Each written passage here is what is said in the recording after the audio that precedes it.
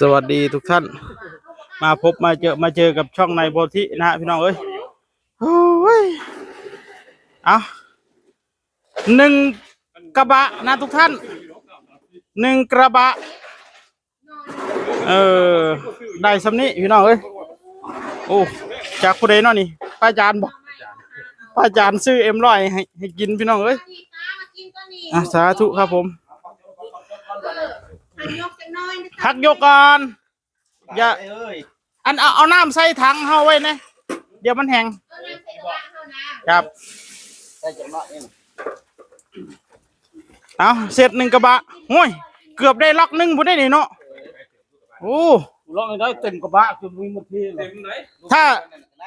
ฮะถ้าเฮาอยากได้หลายกว่านี้เฮาก็ใส่เติมไปเรื่อยๆก็ได้เติมหินนะเพราะว่าข้างเทิงเนี่ยมันมีแต่น้ำเลยมี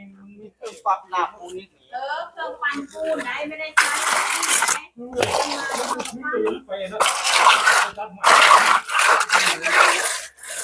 บ้านหน้าไม่บอก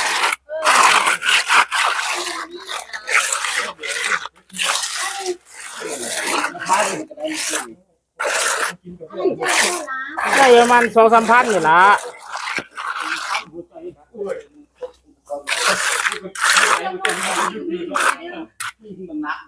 โอ้เครื่องหม้อปูนนี่ในกรณีที่เฮ็ดงานผู้เดียวแต่นี่หลายคนอยากให้ออกกำลังนำกันเครื่องหม้อปูนเจ้าสิบ่ได้ผสมเลยเด้เจ้าสิตักแต่หินกับทรายอย่างเดียวเด้เครื่องหม้อปูนมากอะคอกแขกมันบ่เมื่อยแต่ว่ามันบ่ได้ออกกำลังหลายคนใส่คนใครแน่มันได้บุญหลายตาบอกโอ้ยินแนวสบายก็บ่มาเฮ็ดเนาะเจ้าเมื่อยกันเลยเฮ็ดไปเรื่อยๆเฮ็ดบุญไหวอยู่ป่ะตา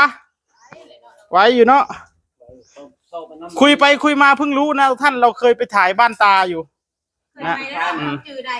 ฮะสุดท้ายอาจจะได้เป็นเรื่องปูนี่เนาะตามมือถ้าสมมุติเงินเหลือนะ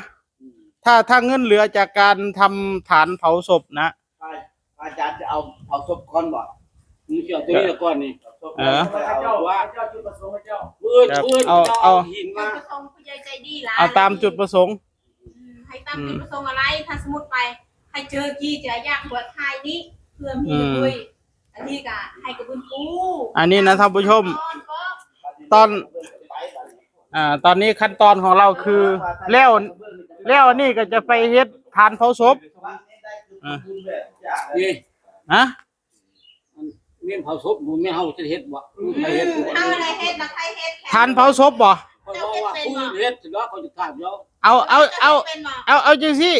อันก่อเฮ็ดบ่เป็นดอกฐานเผาศพนี่อันมีช่างพอที่จะช่วยได้อยู่บ่เฮาบ่ได้จ้างแพงจังซี่นะมีอะไรอยู่ในบ้านเฮาบ่ได้จ้างเขาแพงนะเฮาจ้างพ่อแบบเฮ็ดบุญนำกันน่ะนะเมื่อละ 3-400นี่เขามาอยู่บ่สมมุติอ่ะนะเขาก็เอาเพราะว่าเขาตั้งเฮ็ดบุญนำเฮาอยากได้ผู้ที่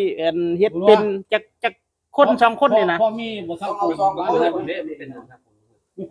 แม่นตาสร้างปูนยังน่ะพวกให้เราก็เป็นแต่ว่าเฮาอยากให้คนที่เขาเป็นอีหลีน่ะเฮ็ดกับพวกนี้นะ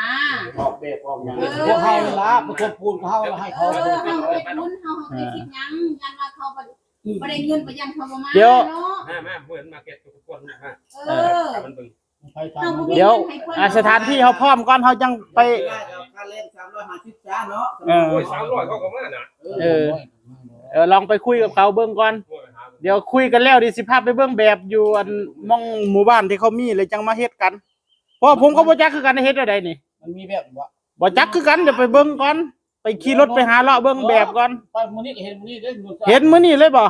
เฮาบ่ทันได้เฮ็ดมื้อนี้เราไปเบิ่งแบบไว้เบิ่งเอาไว้เนาะเอาเฮาพาสร้างบ่แล้วไปเบิ่งนำน่ะเฮาตกลงปรงใจเจาะอันจ้างแล้วเฮาก็พาไปเบิ่งแบบเอาจังซี่เนาะร่วมบุญกันว่าจังซี่แหละปกติมันเขาเทพื้นก่อนบ่เขาก่ออิฐแน่บ่เนาะเพราะว่านั่นเลยเฮาก็บ่จักคือกันแล้วก่ออิฐไปเลยบัดจับบัดรับเอาที่แบบว่าเฮ็ดแล้วเก็บกระดูกง่าย แล้วบ่แตกบ่แม่นได้ว่าเฮ็ดแล้วศพหงายหลังลงมาทวนแอะแหละอยู่แย่งแขวใส่อันชาวบ้านอยู่เอ้ยหักแล้วได้ว่ะ มันต้องเที่ยวได้เนาะ บ่จักคือกันเด้ผมก็บ่เคยเฮ็ดเด้ ถ้าเรามีธรรมดาเนี่ยมันก็เตะขึ้นหมดแล้ว เขา มัน จะ โห ใส่ ดเลย เขาจะใส่อิฐแดงได้หรือว่า สีแดงเลย เขาบ่ได้ใส่อิฐอัน นี่ นี้ เด็กคนใหญ่ๆพี่แกงคนใหญ่ๆน้อย เส้นที่ บักนางก็อันเข้าแล้วล่ะเผาแล้วละเรียบร้อยละหัวโลโคถึงนอกอีก เป็นหยังมันกิ้งลงบ่ จริงลง ไม่บ่เอาแบบนั้นตัว เขาต้องเฮ็ดเพื่อไว้ล่ะนี่ จริงลงจากกองพรแล้ว หัวมันโคตร ให้มันสุดหัวสุดหาง นอนมาบ่ไป อยู่สายตา อยู่นี่เลยนี่ โอ้ย บ่เป็นตาย้านเด้ อยู่ไสล่ะพ่อใหญ่หนู อยู่นี่แล้ว บ่มีไหน มีบ่มีบ่คือภายนอกว่าพังบ่นี่ นั่นแหละเจ้า อื่นนะบ่มีไหน จักผู้ใดเว้า เดียวนี่เลยว่า บ่มีนะพ่อใหญ่หนูบอกว่า เข้าน้ำมาหันกับหัวโพ โอ้แม่ลีได้บ้าน โรงเรียนโน่นเรื่อง แต่บ้านกันแม่ลีได้เผาแม่มันน่ะ บ้านอื่นพุ่นน่ะ อืม หัวออกก็ดีได้ หัวออกอีหลีบ่เดี๋ยวนี้ยังบ่เซาเอาออกก็ออก ให้เราออกซะอืม ไปเผาให้บ้านไปเผาให้คู่กับเบิ่งหัวโลโคนี่เรา ไฟมันก็ฮ้อน เดี๋ยว ได้กาวะ ฮะ โอ้โหจังหวัดที่มันบ่เห็น เดี๋ยวอัน ตามมาอยู่ดอกแม่นึงหัวนี้ อันนี้ต้องอาคือหมดพี่ เดี๋ยวผมไปอันนี้เฮ็ดบัดยำนั่นน่ะ มันสิยังสิเหลือแต่หมด เฮาผสมอันนี้แล้วเฮาใส่หินใส่หยังไปเรื่อยๆนะเมื่อกี้บัดมีแต่ปูนอยู่เทิงน่ะ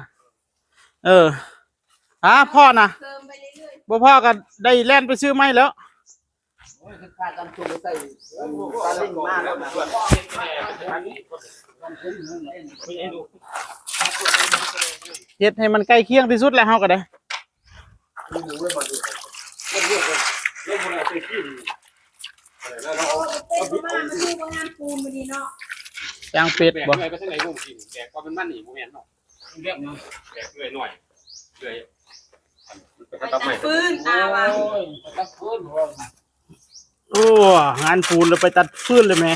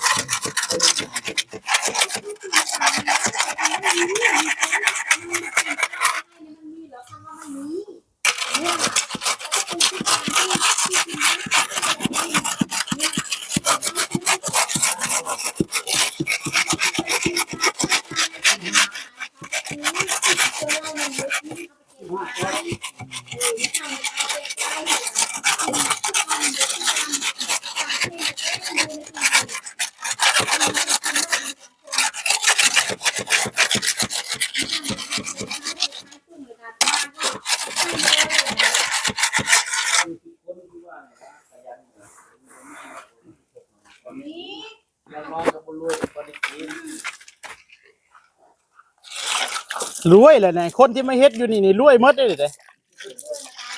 รวยน้ำใจเกิดชาติหน้าได้เป็นมหาเศรษฐีหมดเด้อเบิ่งส่งแล้วนี่แม่นบ่ตาชาติหน้าได้เป็นมหาเศรษฐีสิไปเฮ็ดหยังสมมุติว่ารวยขนาดเป็นหมื่นล้านสิเอาเงินไปเฮ็ดใหญ่สมมุตินะ เคยเห็นดอกตาน้องเขาบ่เคยเห็นเงินล้านนะเต้ มีจักหมื่นล้านนี่เจ้าสิไปเฮ็ดหยังเงินบัดนี้ ใส่ได้ดอกตาน้อง ใช่จังนั้นมันหลายโพดมันใช่บ่หมด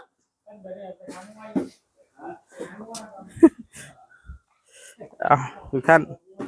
ฝากไว้เท่านี้สวัสดีครับ